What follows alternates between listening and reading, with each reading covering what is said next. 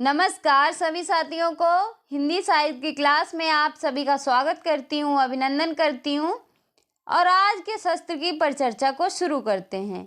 आज के सत्र में हम महत्वपूर्ण क्वेश्चन करेंगे जो आपके हर एग्जाम के लिए महत्वपूर्ण है।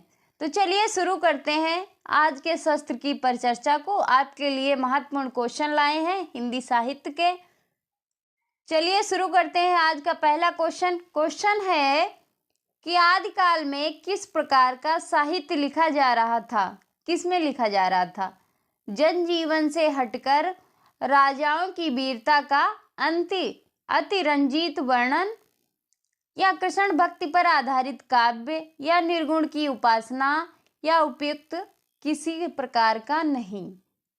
तो हमारे क्वेश्चन का जो सही आंसर होगा वो क्या हो जाएगा? क्वेश्चन का जो सही आंसर होगा वो हो जाएगा कि आदिकाल जो था वो आदिकाल के समय में साहित्य जो लिखा गया था वो किस पर लिखा गया था? वो लिखा गया था कि जनजीवन से हटकर राजाओं की वीरता का अतिरंजित वर्णन किया गया था। कि आम आदमी के जीवन से हटकर जो आदिकाल के समय जो राजा थे उनके जीवन की, उनकी वीरता का वर्णन किया जा रहा था। अगले क्वेश्चन पे चलते हैं। क्या है अगला क्वेश्चन? क्वेश्चन है कि अमीर खुसरो की पहेलियों तथा मुकरियों का क्या उद्देश्य है?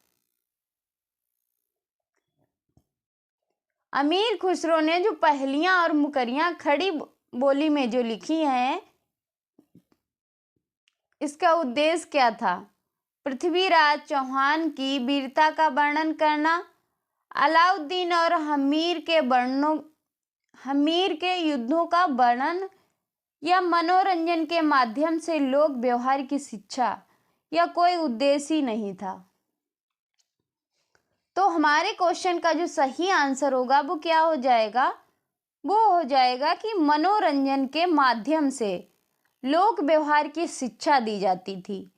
कि जो पहेलियां और मुकरियां थी इससे लोगों का मनोरंजन भी हो और ये अपने जीवन में जागरूक भी हो, इनको कुछ ज्ञान प्राप्त हो। तो अमीर खुसरो की ये पहेलियां और मुकरियां इस तरह की थी। तो हमारे क्वेश्चन का सही आंसर हो जाएगा वो हो जाएगा सी। अगले क्वेश्चन पे चलते हैं। क्या है अगला क्वेश्चन? अगला क्वेश्चन है कि वीर गाथा कालीन रासो काव्य में निम्नलिखित में से किस विषय का वर्णन नहीं है? किस विषय का वर्णन नहीं है? आश्रयदाताओं का अतिरंजनापूर्ण वर्णन, इतिहास और कल्पना का सम्मिश्रण, कृष्ण लीला का प्रतिपादन, युद्धों का सजीव एवं गत्यात्मक वर्णन। तो हमारे क्वेश्चन का जो सही आंसर होगा वो क्या हो जाएगा? वो हो जाएगा कि जो नहीं था। आश्रयदाता और अतिरंजनापूर्ण का वर्णन भी होता था, इतिहास और कल्पना का भी सम्मिश्रण था, युद्धों का सजीव एवं गत्यात्मक वर्णन था, ये भी था। जो क्या नहीं था वो था कृष्ण और लीला का प्रतिपादन। क्या नहीं था? कृष्ण और लीला का प्रतिपादन। तो क्वेश्चन का सही आंसर होगा वो होगा सी। अगले क्वेश्चन पे चलते हैं। क्या है अगला क्वेश्चन? अगला क्वेश्चन है कि रासो ग्रंथ किस भाषा में लिखे गए थे? रासो जो ग्रंथ है वो किस भाषा में लिखे गए थे? खड़ी बोली में, अपभ्रंश में, ब्रज भाषा में, अवधी में, डिंगल पिंगल में। तो क्वेश्चन का सही आंसर क्या होगा कि रासो ग्रंथ की भाषा क्या थी? खड़ी बोली थी कि ब्रज भाषा थी कि अवधी थी कि डिंगल पिंगल थी? तो ये रासो ग्रंथ जो लिखे गए थे इनकी जो भाषा थी वो थी डिंगल और पिंगल। कौन सी भाषा थी? डिंगल और पिंगल। क्वेश्चन का सही आंसर हो गया डी। अगले क्वेश्चन पे चलते हैं। क्या है अगला क्वेश्चन? अगला क्वेश्चन है कि वीर गाथा काल के प्रसिद्ध प्रबंध काव्य का नाम क्या था? पद्मावत, पृथ्वीराज रासो, कामायनी, रामचरितमानस। तो क्वेश्चन का सही आंसर क्या हो जाएगा? क्वेश्चन का जो सही आंसर है वो क्या हो जाएगा?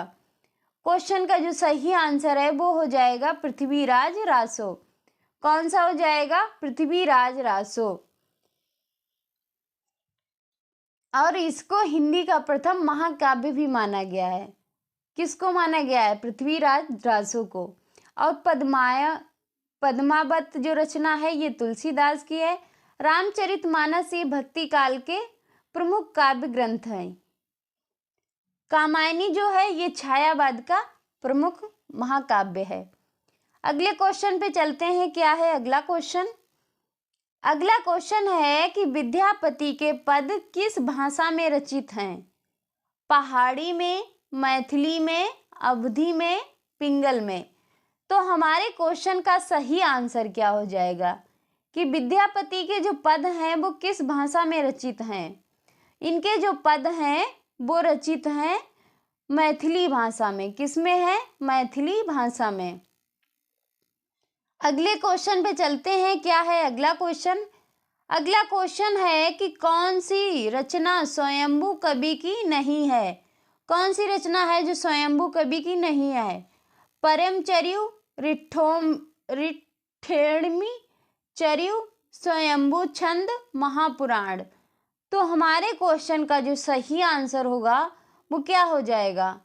वो हो जाएगा कि स्वयंभू की जो रचना नहीं है वो नहीं है महापुराण। महापुराण जो है किसकी रचना है? ये पुष्पदंत की रचना है। किसकी है? पुष्पदंत की रचना है। बाकी ये स्वयंभू की रचनाएं हैं। अगले क्वेश्चन पे चलते हैं। क्या है अगला क्वेश्चन? अगला क्वेश्चन है कि अपभ्रंश प्रभावित हिंदी रचना कौन सी है? भतेश्वर, बाहुबली रास, चंदन बाला रास, नैमी नाथ रास, बसंत बिलास। तो हमारे क्वेश्चन का जो सही आंसर है वो क्या हो जाएगा? वो हो जाएगा भतेश्वर बाहुबली रास। क्या हो जाएगा? भतेश्वर बाहुबली रास। अगले क्वेश्चन पे चलते हैं। क्या है अगला क्वेश्चन? अगला क्वेश्चन है कि 11वीं शताब्दी में रचित लोक भाषा काव्य है कौन सा है? जय मयंक, जस चंद्रिका, उक्ति व्यक्ति प्रकरण, राउल बेल, ढोला मारू, राह दुआ। तो हमारे क्वेश्चन का जो सही आंसर है वो क्या हो जाएगा कि 11वीं सदी में रचित लोक भाषा काव्य है, लोक भाषा काव्य है वो है ढोला मारू राह दुआ। क्या है? ढोला मारू राह दुआ। तो क्वेश्चन का सही आंसर हो जाएगा डी। अगले क्वेश्चन पे चलते हैं। क्या है अगला क्वेश्चन? अगला क्वेश्चन है कि गोरखनाथ के गुरु का नाम बताइए। मतेंद्रनाथ, गोपीचंद, चौरंगीनाथ, चूड़करनाथ। तो क्वेश्चन का सही आंसर जो है वो क्या हो जाएगा कि गोरखनाथ के गुरु का नाम था मतेंद्रनाथ। क्या था? मतेंद्रनाथ। अगले क्वेश्चन पे चलते हैं। क्या है अगला क्वेश्चन? अगला क्वेश्चन है कि अपभ्रंश शब्द का सबसे पहले उल्लेख किसने किया है? पाणिनि ने, नागार्जुन ने, पतंजलि ने, सरहपा ने। अपभ्रंश का प्रयोग सबसे पहले किसने किया है या उल्लेख? तो ये जो किया है वो किया है पतंजलि ने। किसने किया है? पतंजलि ने किया है। तो क्वेश्चन का सही आंसर हो गया सी। अगले क्वेश्चन पे चलते हैं। क्या है अगला क्वेश्चन? अगला क्वेश्चन है कि सिद्धों का प्रथम कवि किसे माना जाता है या किसे कहा जाता है? सरहपा को, कढ़हपा को, गुडरिपा को या सिरेपा को। तो क्वेश्चन का सही आंसर जो होगा वो क्या हो जाएगा? सरहपा को। क्या हो जाएगा? सरहपा को। अगले क्वेश्चन पे चलते हैं। क्या है अगला क्वेश्चन? ये किस शताब्दी के कवि थे? ये 8वीं शताब्दी के कवि थे। अगले क्वेश्चन पे चलते हैं। क्या है अगला क्वेश्चन? क्वेश्चन है उक्ति व्यक्ति प्रकरण या ग्रंथ है किसका? कैसा ग्रंथ है यानी कैसा ग्रंथ है? महाकाव्य है, गद्य काव्य है या छंद है या व्याकरण है? तो हमारे क्वेश्चन का सही आंसर जो है वो क्या हो जाएगा? क्वेश्चन का जो सही आंसर है वो हो जाएगा व्याकरण। क्या हो जाएगा? व्याकरण। इसकी जो रचना किसने की थी? इसकी जो रचना थी वो की थी दामोदर पंडित ने। किसने की थी? दामोदर पंडित ने की थी। अगले क्वेश्चन पे चलते हैं। क्या है अगला क्वेश्चन?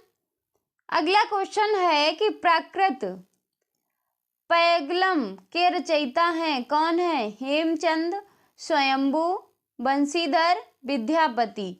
तो क्वेश्चन का सही आंसर जो है वो क्या हो जाएगा? वो हो जाएगा बंशीधर। क्या हो जाएगा? बंशीधर। अगले क्वेश्चन पे चलते हैं। क्या है अगला क्वेश्चन? और सुनो, आप लोग वीडियो को लाइक, शेयर एंड चैनल को भी सब्सक्राइब कर लिया करिए। अगला क्वेश्चन है कि विद्यापति को भक्ति श्रृंगार पारक परक पदावली अनूठी संपत्ति है। क्या माना गया है? कि हिंदी साहित्य का संक्रमण काल की, हिंदी साहित्य के मध्यकाल की, हिंदी साहित्य के उत्तर मध्यकाल की, हिंदी साहित्य के आदिकाल की। तो हमारे क्वेश्चन का जो सही आंसर है वो क्या हो जाएगा? वो हो जाएगा कि हिंदी साहित्य के आदिकाल को भक्ति श्रृंगार परक पदावली अनूठी संपत्ति माना गया है। तो क्वेश्चन का राइट आंसर होगा वो होगा डी। अगले क्वेश्चन पे चलते हैं। क्या है अगला क्वेश्चन? अगला क्वेश्चन है कि आला खंड का वास्तविक स्रोत है। क्या है? कि आला खंड का वास्तविक स्रोत है। क्या है? खुमाड़ रासो, विजयपाल रासो, परमाल रासो, पृथ्वीराज रासो। तो क्वेश्चन का सही आंसर जो होगा वो क्या हो जाएगा?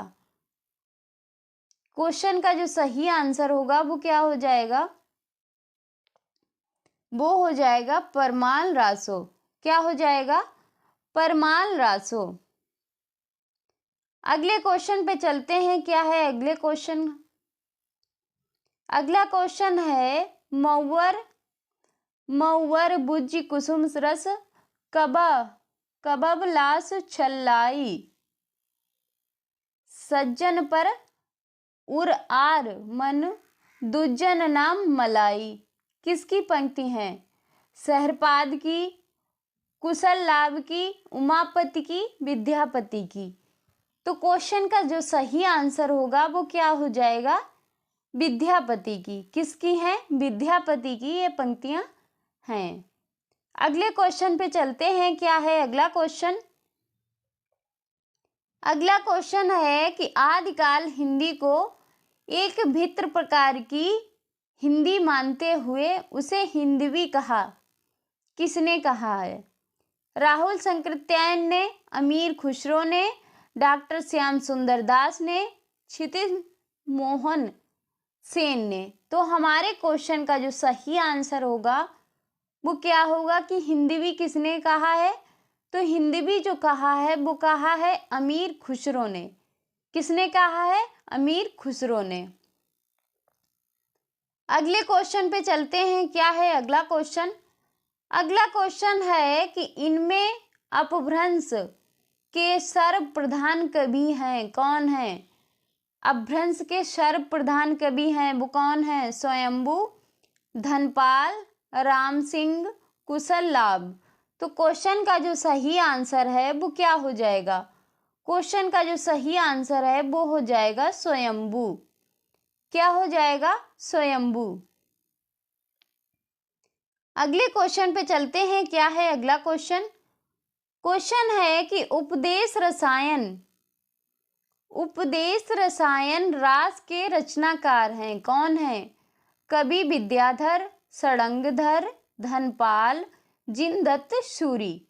तो हमारे क्वेश्चन का जो सही आंसर होगा वो क्या होगा? हमारे क्वेश्चन का जो सही आंसर होगा वो हो जाएगा जिनदत्त सूरी। क्या हो जाएगा? जिनदत्त सूरी। अगले क्वेश्चन पे चलते हैं। क्या है अगला क्वेश्चन? अगला क्वेश्चन है कि नवनाथों में इनमें से कौन सम्मिलित नहीं है? कौन नहीं है? गोरक्षनाथ, नागा अर्जुन, देवसेन, जड़ भरत। तो क्वेश्चन का जो सही आंसर होगा वो क्या हो जाएगा कि देवनाथों में सम्मिलित नहीं है, तो वो नहीं है जो है वो देवसेन है। कौन नहीं है? देवसेन। गोरक्षनाथ है, नागा अर्जुन है, जड़ भरत है और हरिश्चंद्र हैं, सत्यनाथ हैं, भीमनाथ हैं, चरपटनाथ, जलंधरनाथ और माल्यार्जुन। अगले क्वेश्चन पे चलते हैं। क्या है अगला क्वेश्चन? अगला क्वेश्चन है जम्बू स्वामी रास के रचयिता हैं। कौन है? जम्बू स्वामी रास के रचयिता हैं कौन? धर्मशूरी, हेमचंद्र शूरी, सालभद्र शूरी, जिनदत्त शूरी। तो हमारे क्वेश्चन का जो सही आंसर होगा वो क्या होगा? वो हो जाएगा धर्मशूरी। क्या हो जाएगा? धर्मशूरी क्वेश्चन का सही आंसर हो गया। अगले क्वेश्चन पे चलते हैं। क्या है अगला क्वेश्चन? अगला क्वेश्चन है कि भीषल देव रासों का अंगिरस है। कौन सा है? श्रृंगार, वीर, रौद्र, शांत। तो क्वेश्चन का सही आंसर जो है वो क्या हो जाएगा? वो हो जाएगा श्रृंगार। क्या हो जाएगा? श्रृंगार रस। तो हमारे क्वेश्चन का सही आंसर हो गया ए। अगले क्वेश्चन पे चलते हैं। क्या है अगला क्वेश्चन? अगला क्वेश्चन है कि हिंदी में प्रचलित 12मासा सबसे पहले किस कृति में मिलता है? नेमिचर्यु में, नेमिनाथ चर्यु पई में, परमचर्यु में, संदेश रासक में। तो हमारे क्वेश्चन का जो सही आंसर होगा वो क्या होगा कि 12मासा जो है सबसे पहले किस में मिलता है?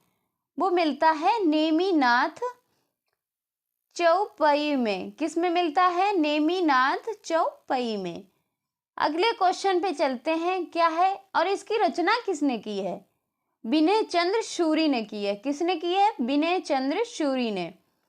अगले क्वेश्चन पे चलते हैं। क्या है अगला क्वेश्चन? क्वेश्चन है श्रवणकाचार किसकी रचना है? देवसेन की, वररुचि की, लक्ष्मीधर की, श्रीधर की।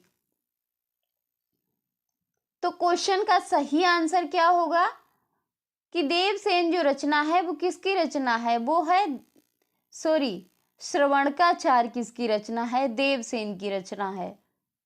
इसमें कितने दोहे हैं? इसमें अगर पूछा जाए कि श्रवणकाचार में कितने दोहों का प्रयोग किया गया या कितने दोहे लिखे गए हैं, तो वो हो जाएगा 250 दोहे। कितने दोहे? 250। अगले क्वेश्चन पे चलते हैं। क्या है अगला क्वेश्चन? अगला क्वेश्चन है गोरखवाणी। क्या है? गोरखवाणी ग्रंथ संप्रदाय ग्रंथ के संपादक हैं। क्या है कि गोरखवाणी ग्रंथ के संपादक हैं। कौन है? गोरखनाथ, पीताम्बर दत्त बड़वाल, रामचंद्र शुक्ल, राम नरेश त्रिपाठी। तो क्वेश्चन का सही आंसर जो है वो क्या हो जाएगा? वो हो जाएगा पीताम्बर दत्त बड़वाल। क्या हो जाएगा? पीताम्बर दत्त बड़वाल। अगले क्वेश्चन पे चलते हैं। क्या है अगला क्वेश्चन? क्वेश्चन है एक थाल मोती से भरा। क्या है? एक थाल मोती से भरा, सबके सिर पर औंधा धरा, चारों ओर वह थाली फिरे, मोती उसमें एक न गिरे। ये पंक्तियां किसकी हैं? विद्यापति की है, खुसरो की है, कबीर की है या जायसी की है? तो इस क्वेश्चन का जो सही आंसर है वो क्या हो जाएगा? वो हो जाएगा खुसरो। क्या हो जाएगा? खुसरो की ये पहेली है। इस पहेली का अर्थ क्या होगा कि एक थाल मोती से भरा, सबके सिर पर औंधा धरा, चारों ओर वह थाली फिरे, मोती उससे एक न गिरे। तो ये जो हो जाएगा, इसका जो आंसर होगा वो हो जाएगा आसमान। क्या हो जाएगा? आसमान। आसमान में इतने सारे तारे टिमटिमाते हैं और एक तरह से पृथ्वी हमारी चलती है, इसीलिए अमीर खुसरो ने ये बात कही है। पहली पूछी है। अगले क्वेश्चन पे चलते हैं। क्या है अगला क्वेश्चन? अगला क्वेश्चन है कि निम्नलिखित में से कौन विशेषता लोक साहित्य में नहीं होती है? इसमें सत्रियता होती है, यह मौखिक होता है, यह परंपरा में प्रचलित रहता है, इसमें सहजता और स्वाभाविकता होती है। तो क्या नहीं होता है इसमें? इसमें जो है सहजता और स्वाभाविकता भी होती है, परंपरा भी प्रचलित रहता है और यह मौखिक भी होता है, पर इसमें सत्रियता नहीं होती है। तो क्वेश्चन का सही आंसर हो जाएगा ए। क्या हो जाएगा? ए। अगले क्वेश्चन पे चलते हैं। क्या है अगला क्वेश्चन? अगला क्वेश्चन है कि स्वयंभूकृत परिमचर्यु की कथा किससे संबंध है या संबंधित है? कृष्ण कथा से, राम कथा से, बौद्ध कथा से, शक्ति कथा से। जो परिमचर्यु रचना है वो किससे संबंधित है? इसका जो संबंध है वो है राम कथा से। किससे है? राम कथा से संबंध है। अगले क्वेश्चन पे चलते हैं। क्या है अगला क्वेश्चन? क्वेश्चन है कि ढोला मारू राहा दुहा किस क्षेत्र का लोकप्रिय और लोक भाषा काव्य रहा है? किस क्षेत्र का है ये? महाराष्ट्र का, उत्तर प्रदेश का, राजस्थान का, गुजरात का? तो हमारे क्वेश्चन का जो सही आंसर होगा वो क्या हो जाएगा? राजस्थान का। किसका ये लोकप्रिय लोक भाषा काव्य रहा है? तो राजस्थान का रहा है। अगले क्वेश्चन पे चलते हैं। क्या है अगला क्वेश्चन? अगला क्वेश्चन है कि जयदेव के गीत गोविंद का विशेष प्रभाव किस कवि पर माना जाता है? विद्यापति पर, मीराबाई पर, सूरदास पर, चित्त स्वामी पर? तो हमारे क्वेश्चन का जो सही आंसर होगा वो क्या हो जाएगा कि जयदेव के गीत गोविंद का विशेष प्रभाव किस पे माना जाता है? ये जो माना जाता है विद्यापति पे। किस पे माना जाता है? विद्यापति पे। तो हमारे क्वेश्चन का सही आंसर जो है वो हो गया ए। अगले क्वेश्चन पे चलते हैं। क्या है अगला क्वेश्चन? अगला क्वेश्चन है कि आदिकालीन साहित्य में वीर रस की रचनाओं में किस शैली का प्रयोग किया गया है? डिंगल का, पिंगल का, कवित्त सवैया का या दोहा चौपाई का? तो हमारे क्वेश्चन का जो सही आंसर होगा वो क्या हो जाएगा कि वीर रस की रचनाओं में किस शैली का प्रयोग हुआ है? वो हुआ है डिंगल का। किसका हुआ है? डिंगल का। अगले क्वेश्चन पे चलते हैं। क्या है अगला क्वेश्चन? अगला क्वेश्चन है कि अपभ्रंश शब्द का प्रयोग सबसे पहले कहाँ देखने को मिलता है? सूरदास की रचना में, भरत मुनि की रचना में, राजा धारसेन द्वितीय के शिलालेख में या तुलसीदास की रचना में? अपभ्रंश शब्द का प्रयोग सबसे पहले कहाँ मिलता है? तो अपभ्रंश का जो प्रयोग है सबसे पहले राजा धारसेन द्वितीय के शिलालेखों में मिलता है। अगले क्वेश्चन पे चलते हैं। क्या है अगला क्वेश्चन? क्वेश्चन है कि चंद्रबरदाई की रचना है किसकी? बीसलदेव रासो की, पृथ्वीराज रासो की, जयचंद्र प्रकाश की, रणमल छंद की? तो क्वेश्चन का जो सही आंसर होगा वो हो जाएगा पृथ्वीराज रासो की। किसकी है? पृथ्वीराज रासो की। अगले क्वेश्चन पे चलते हैं। क्या है अगला क्वेश्चन? क्वेश्चन है कि सिद्ध साहित्य के अंतर्गत 84 सिद्धों की साहित्यिक रचनाएं आती हैं जो किस प्रकार हैं? प्राकृत में लिखी गई हैं, पैशाची अपभ्रंश में लिखी गई हैं या पूर्ववर्ती अपभ्रंश में लिखी गई हैं या तत्कालीन लोक भाषा हिंदी में लिखी गई हैं? तो क्वेश्चन का जो सही आंसर होगा वो क्या होगा? तत्कालीन लोक भाषा हिंदी में लिखी गई हैं। तो क्वेश्चन का सही आंसर होगा डी। अगले क्वेश्चन पे चलते हैं। क्या है अगला क्वेश्चन? अगला क्वेश्चन है कि निम्न पंक्तियों को उनके रचनाओं के साथ सुमेलित कीजिए। नगर बहिरे डोबी तोही कुड़िया छाई, का कावा तरुबर पंच बिडाल, कड़ुआ बोल न बोलसी नारी, मोरा जुबना नवेला भयो गुलाल। तो ये जो पंक्तियां हैं वो किस किस की हैं? नगर बहिरे डोबी तोरी कुड़िया छाई, ये जो है कढ़ेपा की है। कौवा तरुवर पंच बिड़ाल, ये जो है लुहिपा की है। कड़ुआ बोल न बोलस नारी, ये जो है किसकी है? नरपत नल्ला की है। मोरा जुबना नवेला भयो गुलाल, ये खुसरो की है। तो हमारे क्वेश्चन का सही आंसर होगा वो क्या होगा? 2 1 4 3, वो हो जाएगा ए।